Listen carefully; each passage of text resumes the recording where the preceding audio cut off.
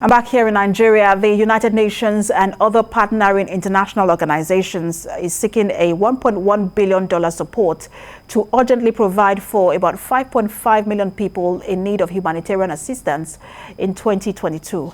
Now, this appeal was raised by the United Nations resident coordinator at the launch of the Humanitarian Response Plan 2022 at the UN House in Abuja, the nation's capital.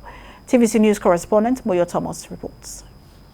An estimated 8.4 million people in Borno, Adamawa and Yobe states are in dire need of humanitarian assistance and protection stemming from the continued conflicts in the region. Most impacted by these conflicts are children and women who have been subjected to graver situations such as rape, illnesses and malnutrition.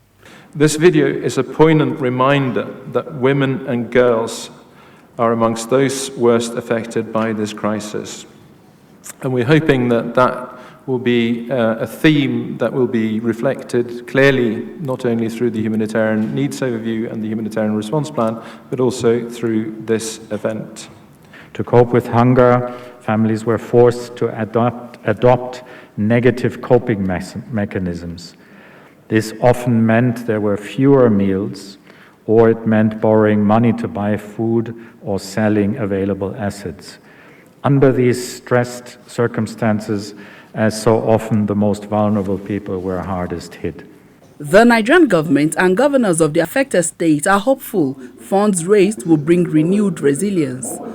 Millions of people struggle to have their basic needs met, and the fluctuating food prices have further destabilized the already alarming food security situation. The UN relies on donations in addressing the humanitarian crisis, and the United States has been the highest donor for many years. The report also shows that hundreds of thousands of Nigerians still desperately need basic assistance, where we must continue humanitarian intervention. The Northeast does not need a response of this or that. It needs a response of yes, and there are thousands of Nigerians in safer and more stable towns in the Northeast who are ready to return to agricultural work or start their own businesses. We must invest in their future. $700 million was realized from last year from the appeal fund of $1 billion. The decline in funds, as experienced in the past years, still remains a challenge, but the UN says it will prioritize food, shelter, and protection for women and children. Moyo Thomas, TVC News, Abuja.